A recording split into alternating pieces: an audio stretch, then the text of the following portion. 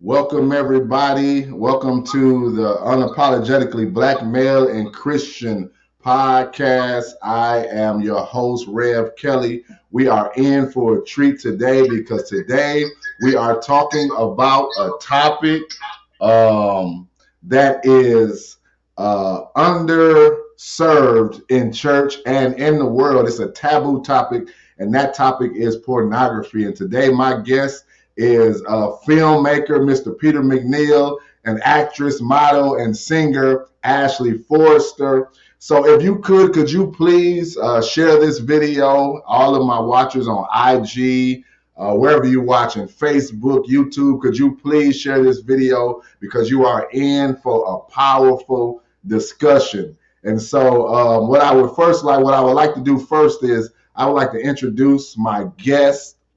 And my guest today is none other than Mr. Peter Mcniel. Mr. Mcniel is a self-published author. He's a filmmaker. Mr. Mcniel was born in Brooklyn, New York, and now he resides in Charlotte, North Carolina with his beautiful wife, Pamela, and 3 children. He is all-around star. He's an artist. His children's name is Justin, Jordan, and Milan. And he formed this production company called Brighter Path Productions to concentrate on penning novels. And so he's a black man trying to navigate this film and literary arena. And so he felt it was important to convey these universal messages that will have a global impact. How are you doing today, Mr. Mcniel? I am so blessed and highly favored. Oh, thank you for that awesome introduction. I'm like, who is he talking about? They gave me all them glowing accolades and whatnot. So I appreciate being on your platform. Thank you so much, sir. Yeah, absolutely, absolutely. So my next guest, last but certainly not least, is Mrs. Ashley Forrester. My next guest, you may know her from being on a hit reality TV show on OWN. That's right, the Oprah Winfrey Network, called Put a Ring on It. My God, my wife had me just watching that show every time it came on. Oh my God, I had to deal with issues in my own house because of that show. But she hails from New Orleans, Louisiana. She's a model, actress, and she's a singer, and she's been singing since the age of 4 in the church choir. She's done numerous commercials and major campaigns in New Orleans. And she did something called Just Do Something in New Orleans. And out here in Houston, she did something with the Super Bowl that was good. But she does stage plays. She sings. She's a true thespian. Ashley, what's up, my sister? What's going on with you? You know what? I have to agree with Peter. You have an amazing so, like this girl is bomb. No. Well, it's the truth. It's the truth, and I am so honored to watch you because like I said, I've been watching from afar, watching your story, and so God bless you, and so it's good to have you on today. But you guys gonna be in Houston this weekend. Can't wait. My God! And so y'all are doing the screening for Urge, this movie. Could you tell us a little bit about it, Mr. Mcniel? Tell us about the screening. When is it going to be, and how can we get involved with it? And we'll talk about that more, but let us know. All right. It's going to be screened in Houston, Texas, December 3rd and December 4th, 6:30 both days at the Deluxe Theater. That's on 3303 Lyons Avenue, Houston, Texas, 77020. Deluxe Theater, 3303 Lyons Avenue, Houston, Texas, 77020. And people can follow me on Facebook, Peter Mcniel, and Instagram, Peter Mcniel 44 on Instagram and Twitter. And you can follow, you can go to my Eventbrite links or my Linktree links to purchase tickets to come on out and check out our film. Absolutely. Thanks for that. I appreciate that. You can go to his Eventbrite, go to eventbrite.com and just type in Urge Houston Premiere in the search, and it'll pop right up. The tickets are only $13. So if you want to do like a date night, and we want to support our Black businesses, our Black filmmakers and actresses and stuff, we want to support them. So I want you guys to come out this weekend and let's big it up. You guys sold out in Charlotte and Atlanta already. Yes, it was just a bomb. I mean, everybody came out. In Charlotte, that's where we live at. All our family, all our friends who've been supporting us, even from our first project to now. It was amazing. It was a 3-day event. Everybody came. I mean, literally sold out. And then we did it again in Atlanta. They just blew it out, and just the Q&A and the testimonials on the feedback from the screenings, it was just really, really warm and sincere and heartfelt, and knowing that we really are getting the message out about this addiction. Yeah, man, it's a beautiful thing. I think it's so beautiful when we come out and support each other, especially when we're doing big causes like this. So even though this is a film and you guys have dream jobs, like Ashley, you're a singer and actress and all that good stuff, you guys are tackling a weighty topic, the topic of porn addiction. My God, I struggle with that in my personal life. So I know the grips, the clutches, and the power of it. And I know how under-talked and conversated it is about, especially in the church. So Ashley, I want to ask you a question. When you heard about this role, I'm sure you auditioned. Have you ever done a role with somebody about a topic like this? What was your thoughts about this film? I have never done a role or anything like that with anything surrounding this topic, or anything even close to like even a sex addiction or anything, like nothing. But when I got the script and I read it, I was very intrigued, and I was like, oh, wow, it's also a faith-based movie. So it was tackled in a manner that I feel like can be brought to the church or can be brought to other people. It's in your face. Don't get me wrong. It's going to be in your face. It's going to slap you in the face, but it's also about conviction. It's also about deliverance. And it's also about, feel good, at the end of the day. And so with this one, I definitely was happy to be a part of this project. And after seeing the final product, I was like, oh yeah, this is definitely something that I am proud to be a part of, and something that could help people. Well, I saw the trailer, and we're going to take a look at the trailer here in a second, but I was just blown away by it. The acting on point, everybody, the camera, a lot of times when filmmakers, especially filmmakers of color, we don't always have the resources and everything we need. But you shot this film, Peter, in 9 days. You shot this in 9 days, and the quality of it is up there. Did you shoot it in Tyler Perry Studios in Atlanta? No, everything was here in Charlotte, North Carolina. You know, my wife and I, we really invested in this movie. Our goal for this film was to get it to a streaming platform, Netflix, Hulu, wherever God intended to be. But in order for that to happen, we had to invest in quality film production, getting a director of photography, Steve Saxon, and his crew, who's been in the game for 30 plus years.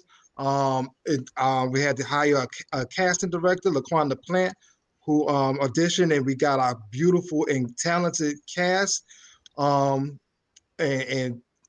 all of our production people, and we just got together. We made this thing happen. You know, this past April, and we did it like in 9 days in a 10-day span, but all that was pre-production, a tight script. Again, the tight production, everybody knew their lines and everybody gelled. And it was just beautiful. In spite of this whole pandemic, we're in now, we got it done. And we followed our protocols, safety protocols, but this was ordained by God and we got it done. Yes. Wow. So Ashley, let me ask you this. You talked about how you felt about getting this role. Shooting something in 9 days. How long did you have the script? I mean, he said everybody's was on point. Was it hard for you to get the script in 9 days, seeing how you wanted the main characters? No, it definitely, you get the script a little bit ahead of time, but for me, I'm good with memorizing lines. And because it's something that I do and I work on my craft, it was something that, I was able to perfect in not a lot of time. But in talking to Peter and talking to Pam, kind of getting an idea of how they were, it was kind of easy for me to translate that over in this film. And everybody was professional. When I tell you the whole cast, we wound up being like family during the filming of it. It didn't seem like 9 days. It felt like we were, had been around each other for years and years and years. And when I tell you, deal with people that are professionals, they have fun, and also they allow you to be able to create. It was just an easy, amazingly fun production. So thank you for that, Peter. Let me ask you this. Out of everything you could have made a movie about, is this your first movie? My first feature film. I shot a short film of my first project called Postal. I used to work in the post office in New York, and I wrote it as a book, and then I developed a short film in 2015, 2016, and out of that, we wrote a 9-episodic miniseries, which we were supposed to film the first episode last year. Now, along the way, I was writing Urge as the second novel. I was halfway into it. So, the pandemic shut everything down last year. And with that being said, my wife and I realized we really didn't have the financial means to do Postal the justice that it needs to be served. So we kind of stepped back from that project, and I was like wondering, what should I do next? Spoke to my casting director. She said, do a feature film. I thought about it. I asked my wife. She said, pray on it. And the next morning, I thought about Urge, and I said, you know what, boo? I'm going to flip Urge from a book into a script. And I got to the business of writing Urge. And it felt so right and tight. And everything after that, it just was just falling into place, literally falling into place. Like Ashley said, everybody's professional. We made sure we got the right people. All of our actors are the characters pretty much. I mean, literally. I gave them the film, the script, and I told them, go do you, make it your own. And I didn't have to worry about nothing else. It was just that, I don't want to say it was that easy, but it really was. It was just lightning in a bottle, Well, that's how I know when you're on purpose. When you're doing something that's destined or something that has everything to do with your destiny, God aligns favor. There she go. There go the boss. Let me speak to your manager. Let me speak to the boss. She's my manager, a strategist, publicist, editor, my partner. My God. How you doing, Mrs. Mcniel? God bless you. I hope to see you this weekend. I will see you this weekend, prayerfully, at the Yes. screening. Awesome. Yes. Thank you. Yes. And so I was just listening to it, and the question you were asking him about how that topic just came about, it was therapeutic for him to write about it while he was in it. So Oh, no, yeah, I totally forgot the whole, yeah. Let me Oh, get I was gonna get back to that. Trust me. yeah. Well, let me get, thank you, boo. Sometimes they got to reel me back and whatnot. That's the Um, boss. it's basically this film is about me, my struggles with this addiction. And I mean, I had it before I met my wife. When I met my wife, Man. it's crazy. When I met my wife, I was starting to activate my gift from God, which is writing. It was the Okay. first project Postal. And when that happened, Pam stepped in my life. I met her at the club, and I just knew she was going to be my wife. But I did not know the impact she was going to have on my professional career. She's an editor and everything else. I'm And telling you you. know, our talents, they just correlate with each other. So the addiction subsided for a while. You know, we got married, had our kids, moved down to North Carolina, got a home, got a computer in the home. And Uh-oh, after the that, you devil. know what happened? Yeah, everything resurfaced. I mean, really. And during them times, I was at a low moment in my life because I kind of messed up and I kind of got myself out the postal system on my own accord. I shouldn't have done it. So, you know, then I had little pickup jobs here and there. So I was in a low funk, and I don't drink, I don't do drugs, I don't do any of that. But my vice was that porn addiction. Yeah. And it got to a point, you know, it was just heavy. But during that storm, a voice inside me said, you know what, you got to write about this. And I started outlining this while I was finishing Postal as a book. And then in the late 2000s, I was at a point where I was just tired of sneaking around, doing all that behind my baby back. This is a lady I prayed for, you know what I'm My saying? God. I prayed for this lady, and now I'm still doing this. I can't hold on to baggage from the past.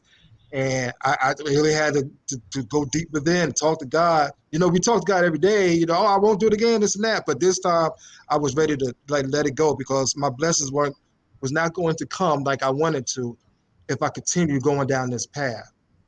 And so then I hear about Kirk Franklin, then I hear about other people really confessing. That was confirmation for me to just write this, and it was very therapeutic, very therapeutic. But I did not know this was going to be my first movie. I thought Postal was, but God said no. I have a bigger and better plan. We're going to introduce you to the world through your transparent story, and that's the road we on now. Well, I thank you, my brother, for your courage because, like I said behind the scenes, I said that's one of my struggles. I struggle with porn addiction, and I'm in the church. You know what I'm saying? And you get up there and you speaking in front of people, and people look up to you, and you have this hidden vice, and what makes the vice so dangerous and so strong is the tabooness about it. You don't want to be seen as somebody who is not in control in that area. You know, you don't want nobody to look at you as some serial masturbator or whatever these things they put on you or people have about something that is so prevalent. So let me bring you into this conversation, Ashley, real quick. And thank you for sharing that. We're going to get back to that. You're a young woman in the 2021, and you got things popping, and your life has been all over the big screen. Some good and some things you probably want to keep private. But when it comes to this film, can you relate to this? I ain't trying to get you to really, bear any secrets or none, but can you relate to this? Is porn addiction something that you see or hear about in your life being a young woman in 2021? For me, not necessarily like right now in my current state. But in my past, I have dealt with someone that had an addiction to that kind of thing. Mm-hmm. With that. But what's so amazing about this movie is that even though it's about porn addiction, it kind of parallels to any addiction. And so it kind of makes you think that the same issues that people deal with in a porn addiction, they deal with in any other addiction, alcohol, Yes. anything, women, drugs, anything like that, is something that it's a vice that you might not want to share with the world, share with anybody else, but it affects everybody else. You know Yeah. what I'm saying? You try to keep it on the low, keep it on the hush, but then everybody is affected by your decisions and your choices. So for me, yes, of course, maybe not necessarily porn addiction in 2021, but other addictions, seeing people that have addictions to other things that Oh man. affect you. You know what I'm saying? Yeah. So Yeah. Yeah. Well, definitely. I can speak from experience, and not to make this too churchy, but that's just who I am. That's my call. I am a pastor, but dealing in deliverance or dealing in the prophetic, I deal with the prophetic a lot. I travel in those circles. When you are dealing, that pornography will eat you alive. It's a lot of people who are wondering why they're powerless or why they can't get things, why things ain't happening, why their anointing or call ain't flowing like it's supposed to. It's because it's a parasite that's on you, and it's called porn, and it's eating and eating and eating, and it's eating at the core of who you are, and it's secret, and it's so violent. And I got to ask you something, Peter.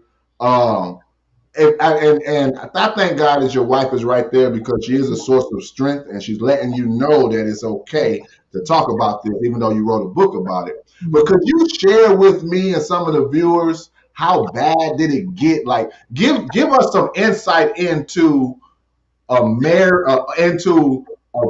married porn addicted man. How does that affect your marriage? I mean, how does that? There are now again, this is my ride and die. Okay. I don't hang out with too many people. Okay. I have like a real small circle of friends that I hang with, but I mostly hang out with my wife. But during space back in the 2000s, there were times, yeah, I could be doing my fatherly duties, my husband duties, going to work, doing all that. But there was plenty of times when I couldn't wait for my wife to go to work, and I'm looking out the window hoping she don't come back too soon. Mm, And when that kept going, and I'm getting irritable if she's coming, like, "Man, why she home?" And I'm on why a she calling me? why she calling me? Why she coming home so early? While I'm in my headspace doing Yeah, that. yeah. I remember, I swear it was like 2008 or 2009, when I couldn't wait for her to leave, and when she left, and I'm watching her get in the car, and I'm sitting back down, just thumbing through, all the stuff on screen, and I'm like, what am I doing? You know. Now let me tell you something. When I first met her, my wife, I think 3 weeks into our relationship, I told her I watched porn. Yeah. All right, just to let her know. But at the time, I really wasn't watching it. Not at that time at all, because it was a whirlwind romance, Yeah. and I don't even want to sound corny, but it was. No, We it wasn't. were That's not together corny, my every brother. day. At I'm all. saying, and thank y'all. So again, I think I got settled into everything. I got comfortable. You got married, got kids, we moved down here, got a house. And again, I said I lost my job, postal job. I sunk into a little depression. Yeah. Okay, and insecurities follow. Yeah. And where was my safe haven? You would think it would be God Yeah. or my wife right here. Yeah. It was my nightly activities. Yeah. And it Wow. got to a point, yeah, when you get back to your question, just irritable, thinking, when is she going to leave, or why is she coming back so soon?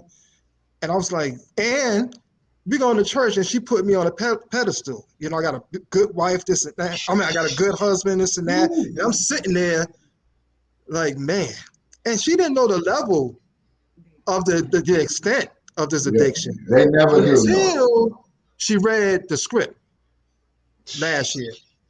Oh wow. Wow. And she was like, exactly, Ashley. She was like, oh, wow.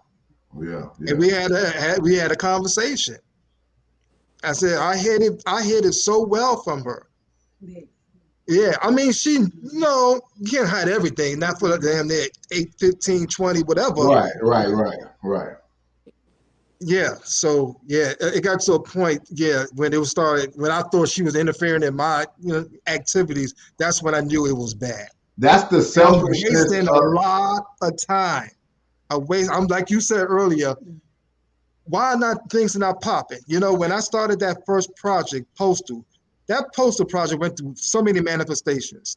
A wow. script, a book, short film, 9-episode miniseries. It went on, but I'm thinking in 3 to 5 years, because I'm a big Spike Lee fan from Brooklyn, I should be on the screen, you know what I'm saying, in 3 to 5 years. That's my thinking.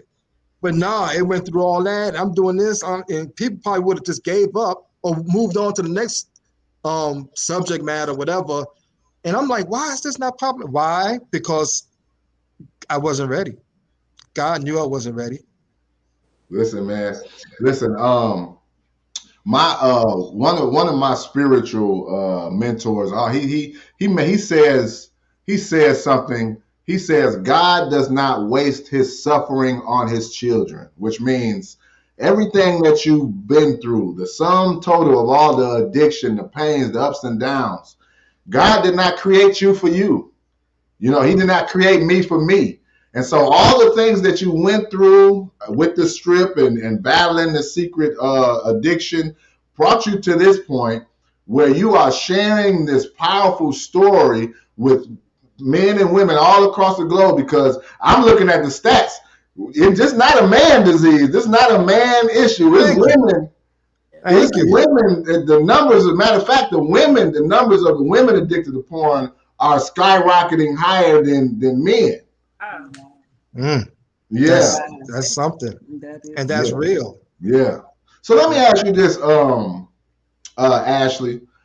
Tell me a little bit about your character. What's your character name, and what role that, without giving too much, because we go on Saturday and Friday to check this out.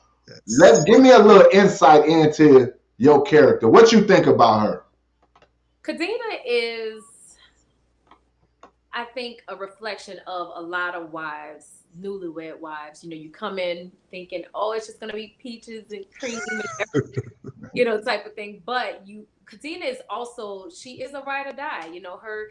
Her image, her character is fashioned after Miss Pam.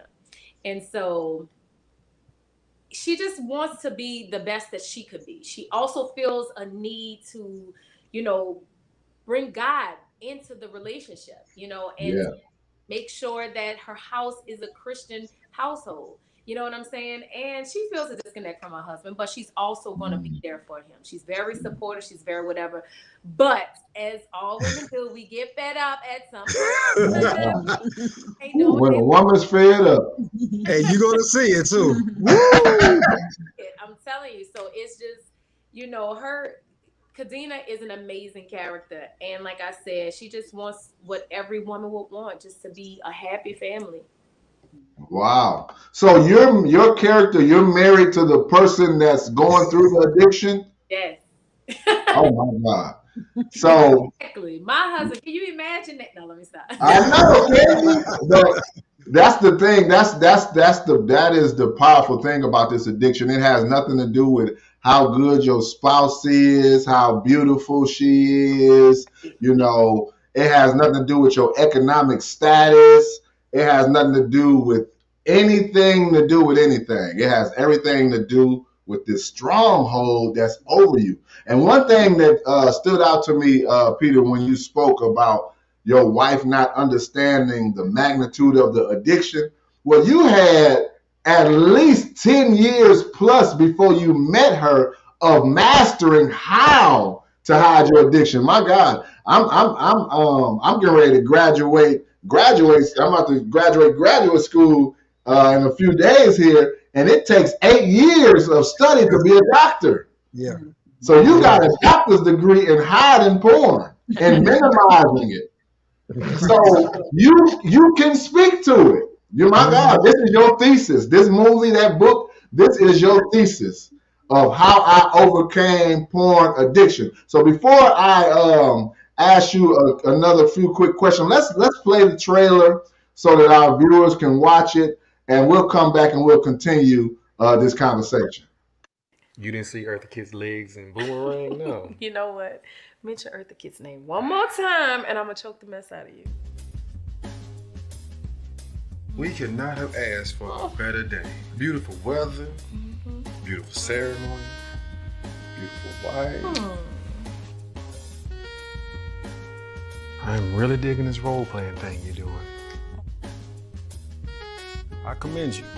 It's noble what you're doing for these kids, especially for somebody your age. We sat right there on that couch just last year and had this conversation already. Were you not listening? But you know I'm already married, right? The best I can do is friends.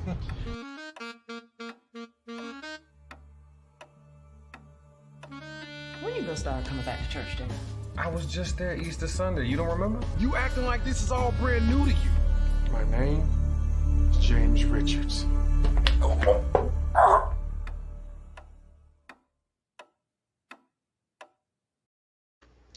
Wow.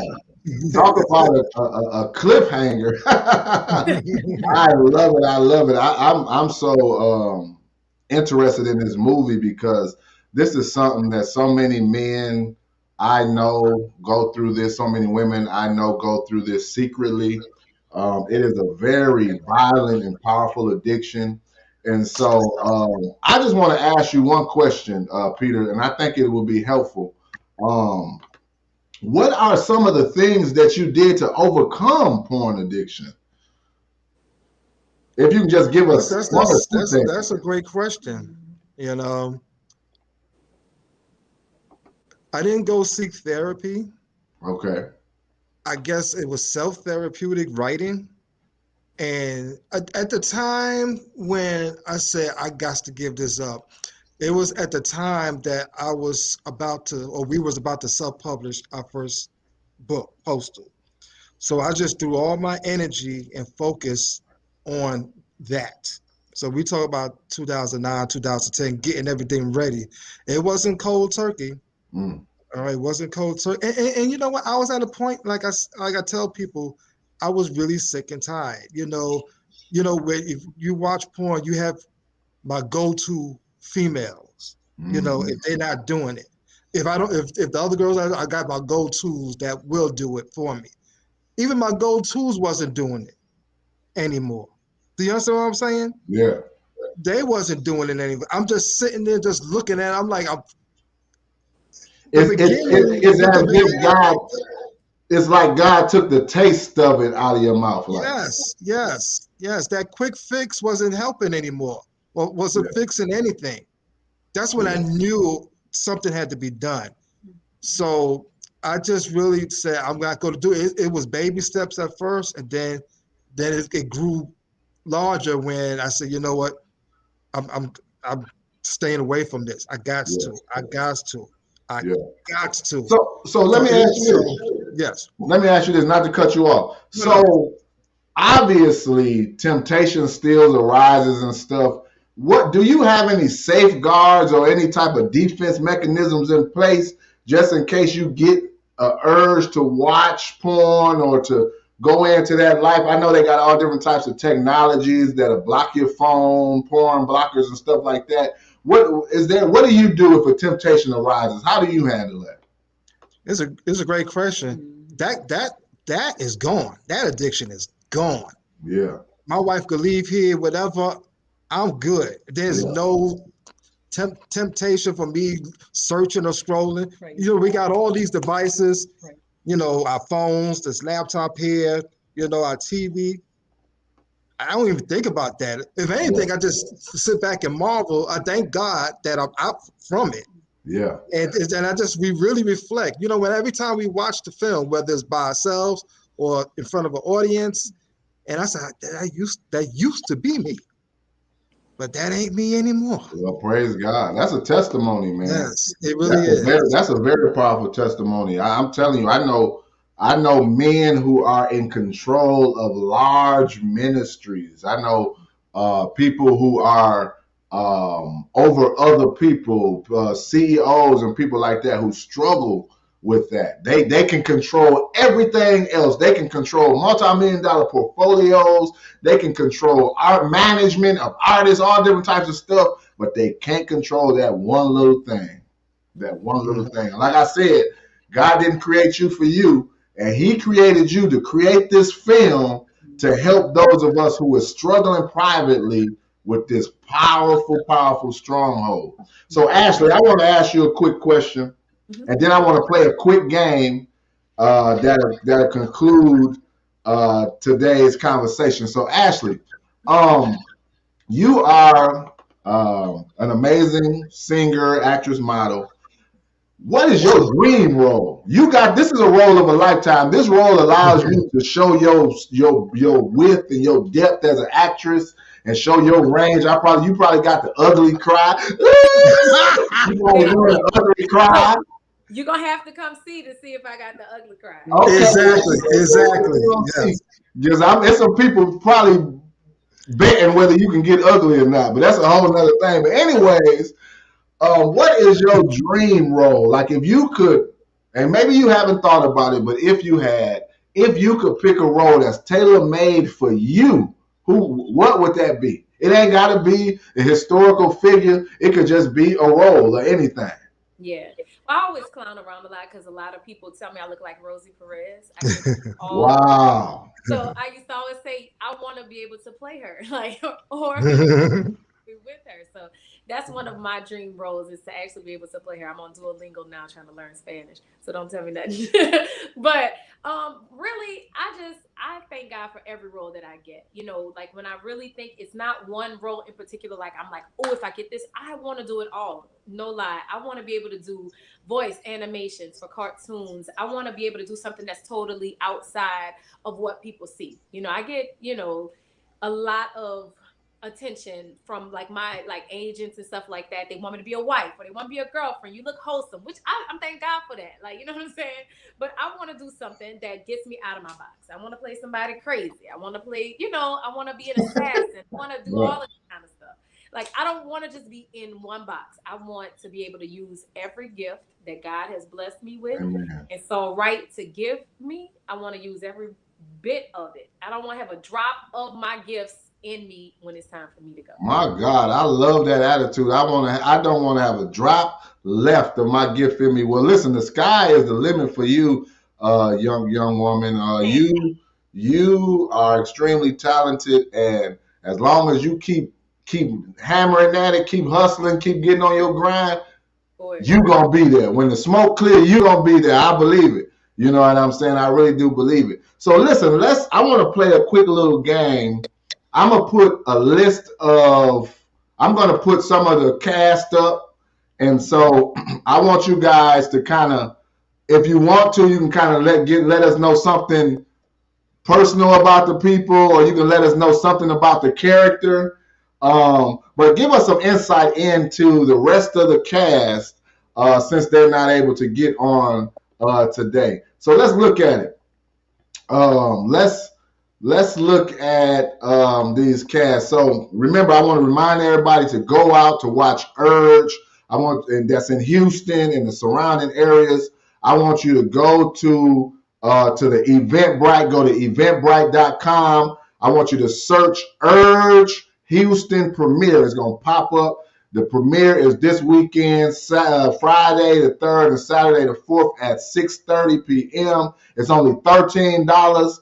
And that's a small price to pay for a good movie, date night. And I believe you'll be able to meet some of the actors and the writer's boss, and everybody else in the film. But I just want to encourage everybody to come out and let's see. We got a few questions here. Let's see what we got here. Mel said, great conversation. We need this on IG Live. Can we do 2 minutes of this on IG? Everyone have 10 minutes. I got 10 minutes. Y'all got 10 minutes? I have it. Mel want us to boost these numbers up, and I feel you. Let's get these numbers to popping for this Urge movie, because this is something everybody needs to go see, and we need to. Not only do we need to see it, but we need to support our people. We need to support excellent quality. These people that invested their money to put out a great autobiographical product, and we need to support it. So go out there and see Urge, Go see Urge the movie this Friday, and Saturday. So let's look at some of these characters. The first one is Mr. Maurice Carey, aka James Richards. Tell me a little bit about Maurice Carey. Something funny about him, I was say, okay, because I'm gonna start. He is a very talented person, extremely talented, and you're gonna see just how talented when you come out and watch this film. But something that's really funny, like while we were on set, like prepping, he's a real life. Okay, you know what I'm about to say, Peter. Yeah. Everybody sitting out eating. We at the park getting ready to shoot a scene. People eating lunch, and you look over, and he is literally pulling his Cadillac Escalade by a rope, like a chain. He had it hooked, pulling the vehicle. Like, I'm no lie. Like, I'm just like, oh my God, who pulls vehicles? Pushing it and pulling it. He is very determined. When I tell you, very talented, but you can tell it's mental, it is physical. So he puts his all in it. He's a very talented individual. Yes. Absolutely. Well, okay. Well, listen. We got a message that just came through the IG. Hold on. What did he say? Ashley, go live and let Peter and Rev Kelley in. My God. Okay. We're gonna do that. We're gonna do that. I want to say, y'all, to the ladies out here, he is single, and my co-star, he was my husband. I'm just saying, he is mine. So y'all might want to come see this nice little Absolutely. So let's look at the next character. Peter, did you have anything you want to say about Maurice? Hey, Ashley said it all. We couldn't ask for a better lead to play me. He kind of famous. He got that nose. Y'all got that same little nose, man. No, but you know what? My wife would agree. You want to talk to her about Maurice? Go ahead. She's on the couch. Go ahead, Mama. He literally reminds me of me. He's just a good guy, great guy. He's quirky. He sings right out the gate. You don't even have to ask him to sing. He'll just start singing. That's me. And he was perfect for the role. And he was perfect for the role. Yeah, he was literally perfect for the role of James Richards, who is a single parent father to his daughter. And that's who he is in real life. Wow. So, yes. So this character spoke to him. And again, like Ashley said, he was phenomenal. Our whole cast was tight, from top to bottom, and we were proud to have them. And especially, yes. Wow. Well, I hope he's watching so he can see all of the good things his boss is saying about him. We tell him that. I told him that. And his wife. No, let me stop. Absolutely. And Ashley was phenomenal playing my wife. Okay, we was just blessed with amazing, beautiful, humble, spiritual cast. Wow, that's perfect. I love that, man. That makes my mouth water to go see this thing. So listen, who that person? Who is this right here? Who that is, Harpo? So tell me a little bit about. Give me some insights, because don't nobody know this character like you, Ashley, because you read the script and you are bringing this character to life. So give me something about her that either you added or when you read the script, you thought this is who she is. Give me something about Cadina. You know what's so funny? Cadina is really, she does parallel me in a lot of ways. It's funny because, in New Orleans, we just down south period. We're just always, hey boo. Like, we're real booey. We will make it like we've been on you for forever. And so when I met Peter and Pam, they are the same way. They call themselves boo. Like literally, they'd be like, say boo, can you give me this? Hey boo. And it was just amazing. So in preparing, I was like, this is not going to be difficult at all. Like I can literally impart some of myself into this role. So it was amazing. And can I add something? Yes, please. Go ahead. This talented, beautiful queen. The first night we met, we got together for our table read. I was going to bring that up. And so we were about to start, and one of the cast members said, you know, let's bring the Lord into it. And Ashley threw up her hand and said, you want me to pray? I will do it. And yes, and she prayed. Like when she did that, I was like, that's a reflection of me. Like she was the perfect person. My God. To me, because she brought the God into it that night. And she was like, oh, I'll lead us into prayer. So I thought that was so powerful. And I said, she is a woman of God and God got this. Like we are good. This sets the tone for our whole 9 or 10 days of filming. So And she was listen, I watched the reality show and I thought your boyfriend or fiance was crazy at the time. I think he even more crazy. You guys crazy? My God, what is going on around here? But yeah, so I appreciate that, man. That's very powerful insight about her. That she rose, she stuck her finger up. I pray. Let me cover y'all. Mm-hmm. I know how to get a prayer through. Okay, so and she delivered. To me, okay. So tell me a little bit about Andre, Freeman Souls. Now, Peter, this Freeman Souls, is it a play on words? His name, is that a play on words? Yes, and it all stems back from Postal because Freeman Souls, played by the great Andre Lamar, he was perfect for the role. Freeman Souls had to overcome an alcohol addiction in Postal. Wow. Okay, alcohol addiction, and yes, I chose that name to free this man's soul. Wow. I'm so glad you caught that. Oh yeah, he was really struggling with that in Postal, and he kind of overcame it. But there was something that from that alcohol addiction kind of interfered in his livelihood that you will see in the movie when you come out. Wow. Yes. Ashley, what you think about Mr. Freeman Souls, Andre Lamar? Andre is another very talented individual. Like they said, we cannot stress this enough. The whole cast, it was like a perfect pick. Like it was. Y'all all did y'all thing in selecting it. And Andre is he's more of a quiet soul. Like where, Maurice is like, he gonna be out.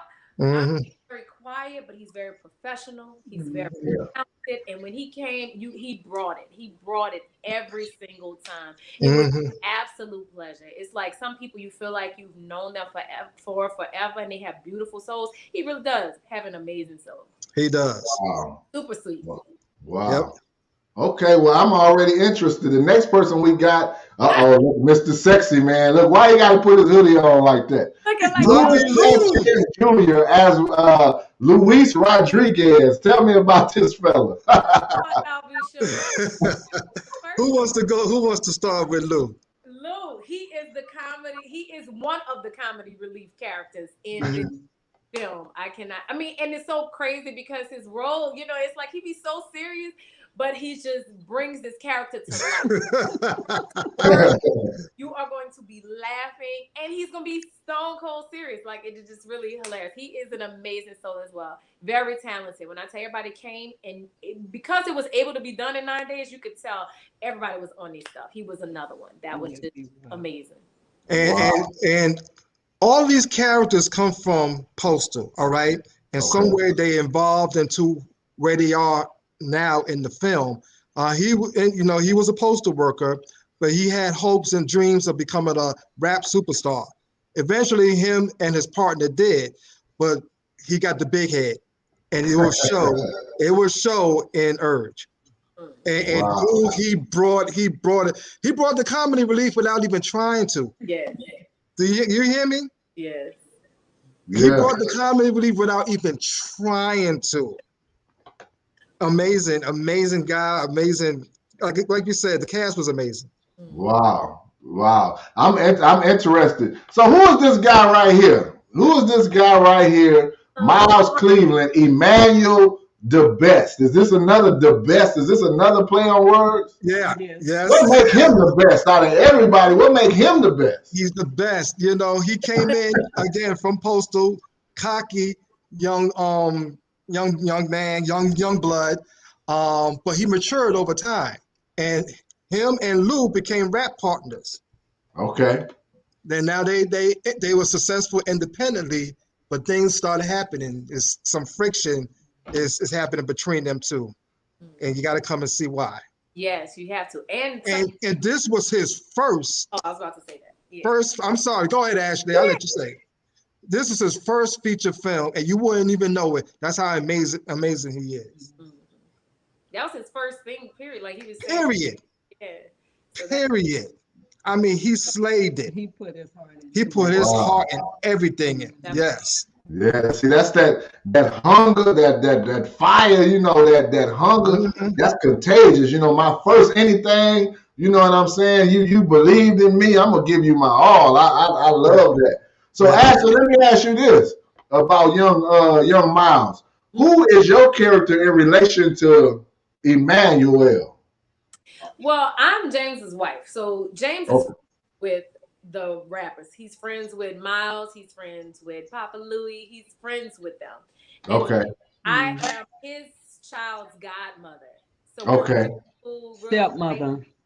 No, he's about. Oh, that's right. Yeah. No, you're good. You're right. You're right. Yeah. Yeah. So I'm Emmanuel's god. You know, I'm the godmother to his child, and so we're really close knit. We're family. That kind of stuff. That's right. Yes. Okay. So let's get to these sisters right here. Cheryl Frazier. I seen her somewhere. I think she's like an OG or something. Grace Richards. Tell us about this woman. She seems she give me that Greenleaf vibe, like the mama of Greenleaf. Got them quotables. She say them one-liners that are just set you free. She'll gather you together with one line. That is definitely her. Definitely. She is James's mother. She's my mother-in-law. And she is definitely that. You hit the nail on the head. She is the nonsense mama. She's the one that's going to be, look, you need to get your life together. Come to church. What are you doing? Like, she is that one. So, but she's too. You hit it on the head. You hit it. She's that mom you don't want to play with. Yep. And don't play with her child, James, or her grandchild, Janae. Right. And she loved Cadina to death. Wow. Yes. So when how did you I don't want to give away your secrets or whatever, but how did you find this collection of this group of actors and actresses? Like, did you put an email out? Did you put a Facebook post? Like, how did you get this group of people, this talented cast? When we said we wanted top-notch actors that we could afford, we hired a casting director. Her name is LaQuanda Plant out of Atlanta, Georgia. She did a phenomenal job of the auditioning process and all of us selecting the right person for the roles. So all the people that's in this movie, it went through a tough period, but all of them shine. And yeah. And can I add that LaQuanda has been in the industry for 10 years, and so she has under her credit and belt, Black Lightning and Selma and The Game recently doing various things in the industry. So she's a tough one to get past. Woo. So the ones that made it in, they were like, woo, we finally, we've been in front of her. Many of them were saying they have been in front of her so many times, but this was it for them, and they were perfect for the role. Wow. I'm so interested. And so definitely, last but not least, we got the Afro Latina. We got a little diversity in the group. My God. We got Ellie Reyes as Marisol Rodriguez. And so is she related to Luis Rodriguez, or is she the wife? Is this like a couples thing? She's the wife. And some of the stuff that Luis is doing is really affecting their relationship. Wow. So it's kind of like what you see is like a common thread is that everybody kind of has their own urge in this movie. Mm-hmm. Everybody is dealing with it. Mm-hmm. Thank you. Yeah. You see it across the board. So that Definitely. She's married to Papa Louie, and you'll see. Well, Papa Louie must be doing something. What do you say? He married to Papa Louie. You say Papa Louie in a certain type of way. Papa Louie is hilarious.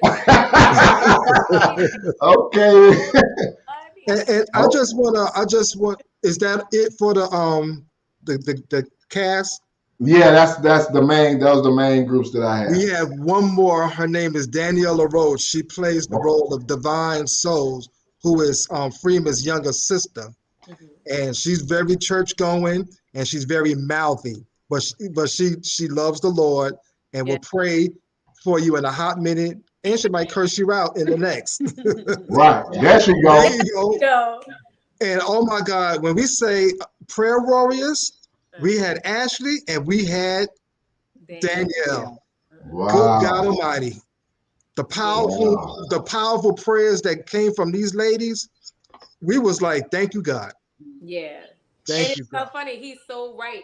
If you see her, she's a bite size. She's like fun size. Okay, you know you get the big Snickers and then you get the little fun size Snickers. She is fun size, but she has the biggest personality, the biggest heart, will pray for you, will laugh with you, will crack jokes. She is like, we are sidekicks to each other. We met the very first day. That's something behind the scenes. We met the very first day, and everybody thought we knew each other. Like, they thought we were cousins.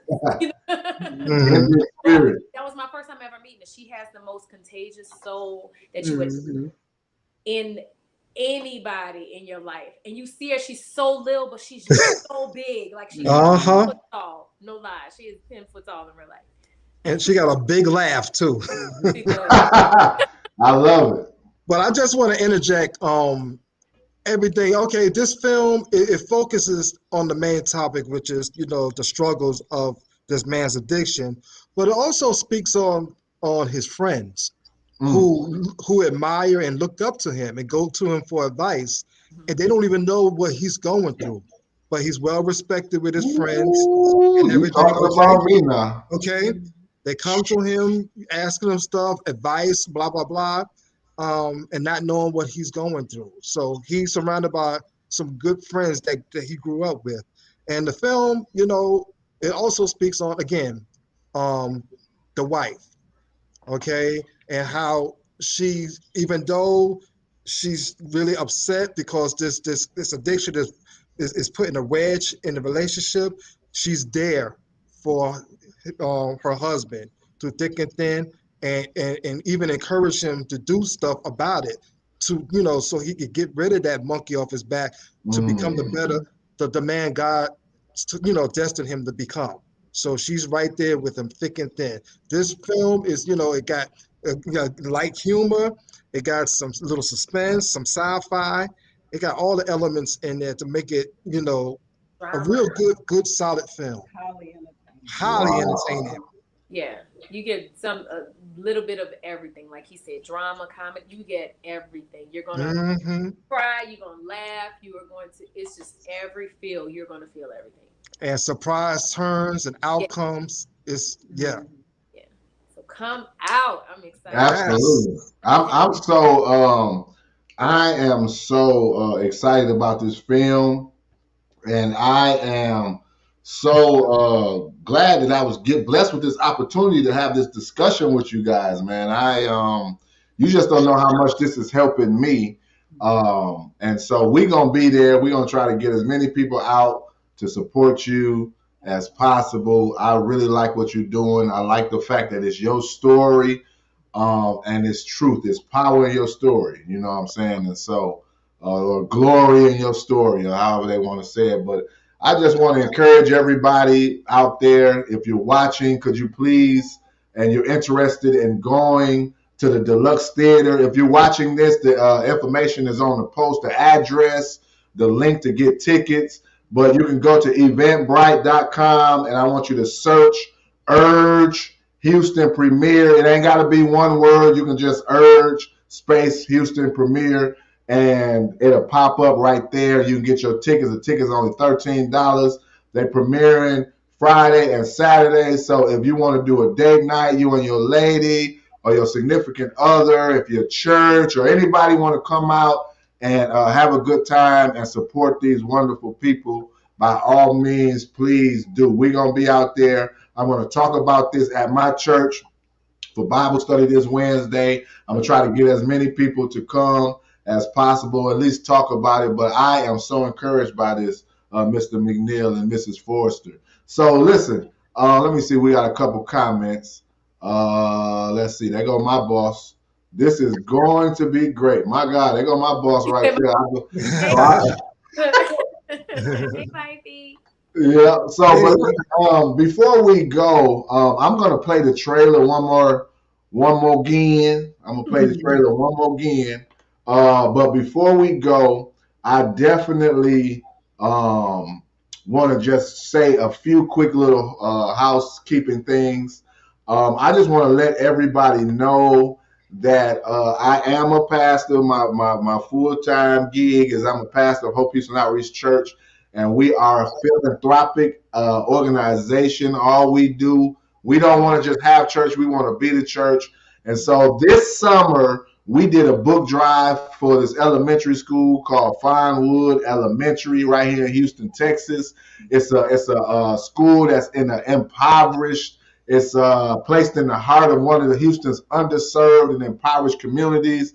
And so when we were there this summer doing our book drive, one of the social workers came to us and said, listen, you're such a blessing. We gave brand new books to every school and every student, toys and books for them to take home. And they said, could you come back for Christmas and help us? And we said, yes. My outreach coordinator, Minister Angel, said yes. And so they gave us a wish list. She reached out to us a couple weeks ago and gave us a list of 80 children, over 80, close to 90 children. And this list, when we looked at it, it didn't have like toys and games and stuff on there. It had clothes. It had socks. It had things that they really needed. Like, once again, these are some beautiful children, and they in the heart of the hood. And so we want to be a blessing. So we said, you know what? We saw the wish list. We want to do more. Not only do we want to fulfill the wish list and get them the things they need, but we want to be a blessing to those teachers.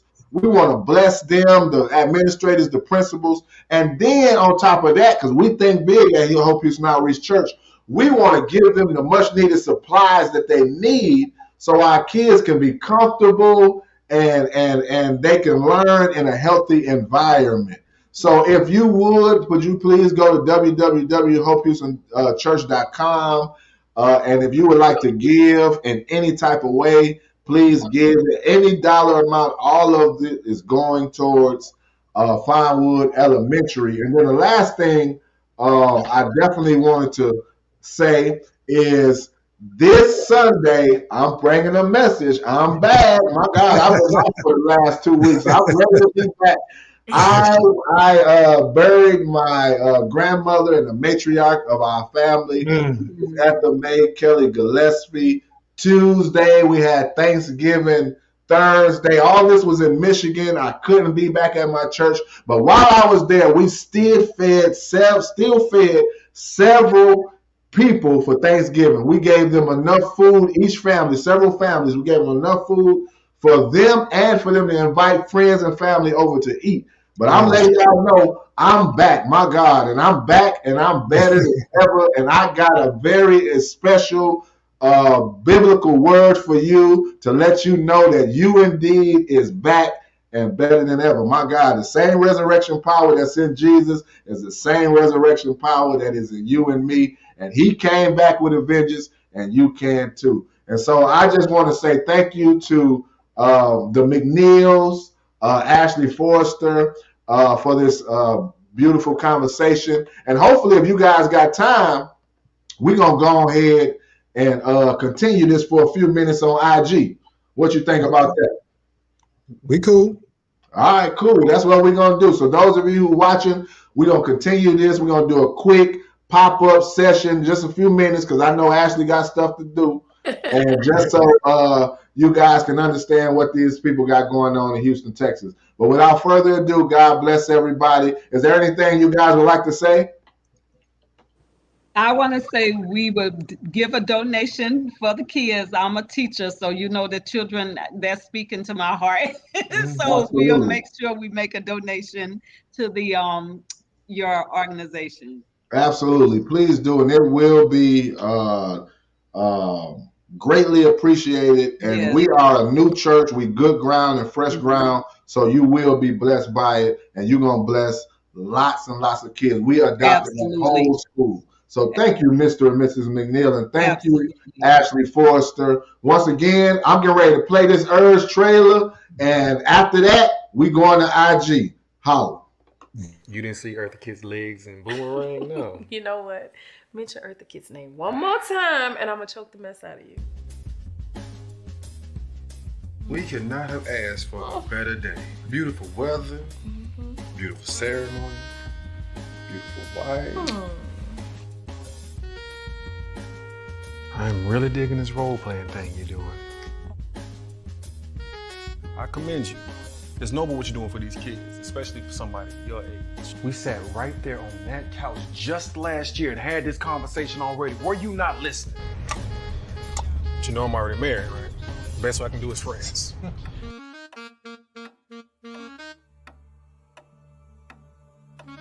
When you gonna start coming back to church, then?